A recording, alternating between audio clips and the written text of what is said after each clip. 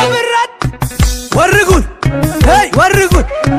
warran warri abebe tufada balbal lisani chufa kabajamoo dhaggeeffattootaa fi hordoftoota qophii Oromiyaatu Yuunifoor nageenyiif jaalalli tokkummaan bakka jirtan hundumaatti isiniif yaa ta'uchaa guyyaa irraa waa'ee seenaa gootichaa Abune Phexros isiniif qabannee dhiyaanneerra hanga xumura qophii keenyaatti nu waliin turaan affeerraa keenya. Balay Habta Sillaasee maqaa Abune Phexros guyyaa keessa muggee fi eenyummaa isaa dhoksuufis shira taasifame. Magarsaa badhaasaa immoo kan warri baasee fi maqaa Oromummaa isaati.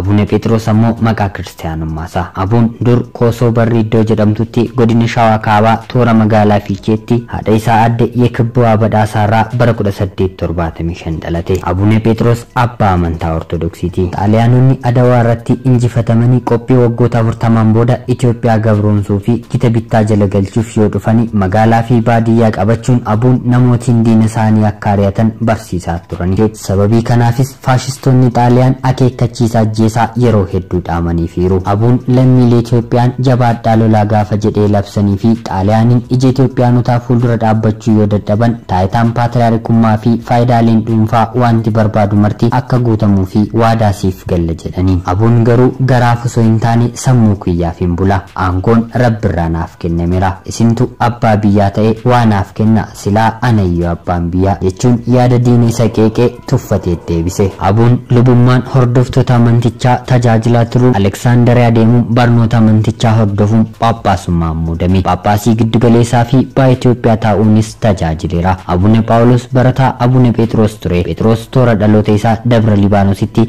barsiisaa amantichaa ta'uunis tajaajilaa ture. Iddoowwan Abuun itti hojjechaa ture Fiichee Walaayittaa fi Baatuun isaan inni dhaabbattummaa wangeelaa fi jaalala biyyaatti barsiise. Xaaliyaaniin gaafa kaaba Itoophiyaa weerartu luboonni hedduun baandaa yoo ta'an kaan harka kennatanii nagaan gabbarree jiraanna jedhanii yoo adabamanii taa'an Abuun garuu summii loltoonni Xaaliyaanii gara jabummaan gadi roobsan Itoophiyaanonni baay'een du'anii hedduun isaanii immoo yoo madaa'anii of wallaanan yaalaa fi jajjabeessaa ture. Abuun sossobbii Xaaliyaanotaa fudhachuu fi garaa isaatiif buluu waan dideef mana hidhaatti darbatame. Carraadhuma lubbuun jiraachuu isiniif kennina. Kunoo hawaasa walitti qabee kana fuulduratti dhiifama gaafadhaatii hidhaa keessaa bilisa ba'aa jennaan ammas Abuun diddaa isaa ifoomse. Hawaasa addabaabaay'itti qabame fuuldurattis Xaaliyaaniin biyya gabroomsuuf akka dhuftee fi lammiileen biyyattis mirga isaatiif jabinaan akka lolan gabrummaa jalaa ba'an barsiise. Hoggantoonni Xaaliyaaniinis dubbichaan haamileen isaanii cabe. Waan yaadanis salphaan harka laachuu dide. Biyya bituun salphaa ta'utti dide itti ulfaate.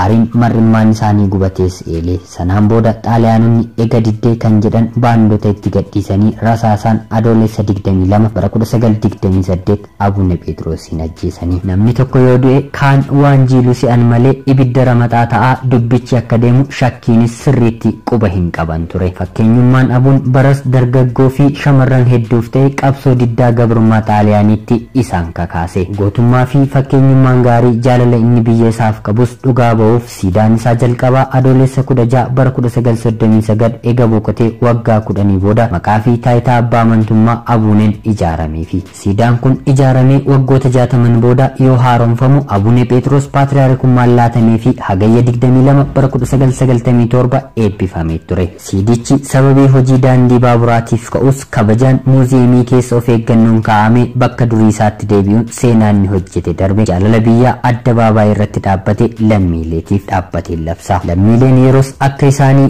bakka guddaarra turan Xaaliyaan waliin hidhachuun bakka guddaarra ga'aniiru. Abuun garuu faayidaa ofiirra jaalala biyyaa durse. Aangoo isaanis hin barbaanne. Ulfina Xaaliyaanotaa fudhachuus gonkumaa hin yaadne. Amantaan kan abbaati. Hojiin isaanii garuu kan biyyaati ture. Seenaan Abune Phexros birmadummaa Itoophiyaa keessatti gumaache olaantummaa waan qabuuf UNESCOonis seenaa goototii jaarraa durii jechuun beekamtii kennuu fi sadarkaa jalqabaarra isaan kaa'uun maqaa isaa galmeesseera. Manneen amantaa Kiristaanaa Ortodoksiis gootummaan isaa caalmaanii fi beekamoo akka qabutti waliigaluun siidaa yaadannoo isaa Piyaassaatti karaa buufata konkolaataa biyyoolessaa geessu irratti argamuun alatti manni amantichaa bataskaana maqaa isaatiin ijaarseera. Amantaatti makamuuf kan murteesse umurii isaa waggaa 24tti ture. Dhaloonni isaa maatii qonnaan bultootaarraayi. Bara 1910 mana amantaa Ortodoksii Dabra Mankaraatitti lallabummaan Walaayittaatti ergame. Bara 1920 immoo Gadaamii Maarqos Aleksaandariyaa Gibxii yaamamuun namoota afuriin abbaa amantummaa Abune abuna fudhatanii keessaa isa tokko ture.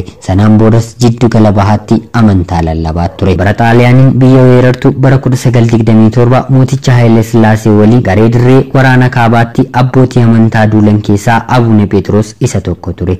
Achittis namoota madaa'an kunuunsuu fi jajjabeessaa turani. Xaaliyaaniin tarkaanfii haleellaa fi ajjeechaa namootii homaa hin balleessin irratti yoo fudhattu ijaan argee garaan isaa aareera. Kun ammoo baay'ee garaa isa booresse. Xaaliyaaniin Maayicoo irratti injifattee gara jiddu galeessa biyyattiitti dhiibaa gaafa dhuftu Abune Phexros gadaamii Dabra Libaanos seenee achi taa'uunis biyyi isaa weeraramuu isheetiin gaddaa fi yaadda'aa ture. Finfinneetti abbootii amantaan dursummaa qaban weerara Xaaliyaanii maal goonaan yoo fudhatan Abune Phexros garuu diddaan dhaabbate. Xaaliyaaniinis Abuun beekamtii qabuun dhiibbaa uumuu isaa hin ooluun sossobbiitti ka'anii nama sitti erganii. Abuun garuu gara jabummaan Xaaliyaaniin lammiilee biyyattii ajjeesuu isaaniitti gubatee aaree waan tureef lakkiin sossobbii isaanii dide. Ofiifis gaafas du'a ofitti murteesse. Abuun carraa argate maraan loltoota Itoophiyaas ta'e kan Xaaliyaanii waa'ee barbaachisummaa nageenyaa isaanitti lallabaa ture. Bara 1928 garuu garaan isaa weeraraa fi ajjeechaa jarri raawwatan irratti mar'immaanii gubatee ture. Hawaasnis weeraraa fi ajjeechaa jaraa akka hadheeffatuu fi balaaleffatu fincila cimsee lallabuun bilisummaaf akka wareegaman kakaasaa ture. Xaaliyaaniin dhiitee bariitee maal akka dubbatu, eenyu waliin akka hojjetu, eessa akka ooluu fi maal akka yaadu isa hordofaa turte. Aariinis qabame akka hidhamu ajajni darbe. Murtoo dhumaa fudhachuun duras akkana jedhanii gaafataniini. Addabaabayitti ba'iitii Xaaliyaaniin Itoophiyaa akka bulchitu amani. Loltoonnii fi gootonni biyyattii weerara Xaaliyaanii falmanis sirrii akka hin taanee fi hojii isaanis akka dhaaban himeetii si gadhiisna yoo jedhaniini. Abuunis imimmaan ilmaan biyya kiyyaa gaazii keessanii fi maashinoota olaantummaa keessanii fi biyyattii bulchuu akka dandeessan garaan kiyya naaf hin fudhatu. Cubbuu keessan kan garaa jabeessummaa kana yoonan hin balaaleffanne akkamittan maal jedheenis Rabbi fuuldura danda'ee dhaabbadha jedhani. Xaaliyaanonnis ajjeechaa isa gaggeessuuf yookiin tarkaanfii irratti fudhachuuf yaadanii tarii fincilli nurratti ka'a laataan sodaa fi dhiphina cimaatti galan. Haa ta'uutii dubbiin mudaan muddii waan itti ta'eef gara addabaabayiitti namoonni hedduun bakka walitti qabamanitti ji'a adoolessaa bara 1928 ajjeechaan isaa yoo gaggeeffamuuf deemu dhaamsa isaa isa dhumaa arrabni isaa osoo hin gogin akkas jedhe. Ilmaan biyya koo gootonni Xaaliyaaniin falmaa jiran kan isiniif dhaabbatanii kan mirga keessaniif lolan malee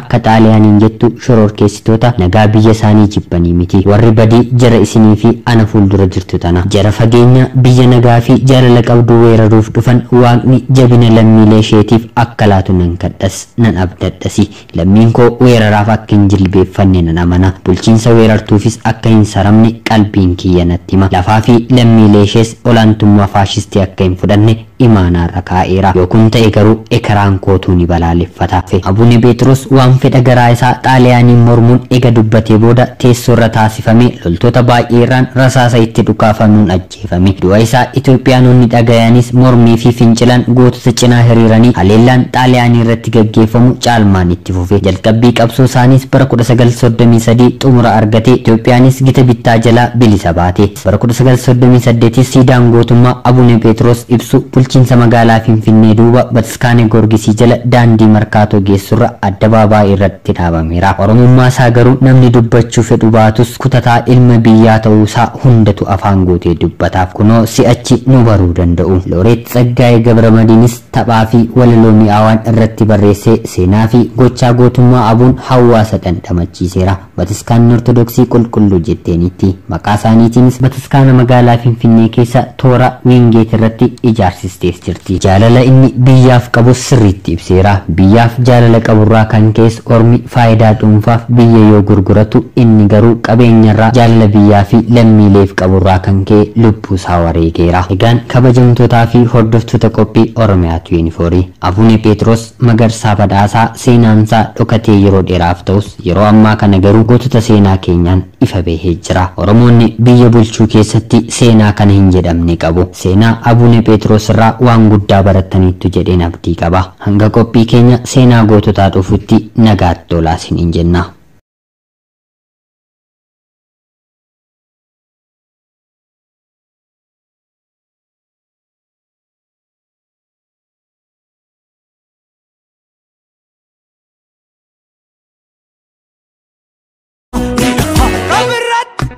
Warri kun, hey, warri kun.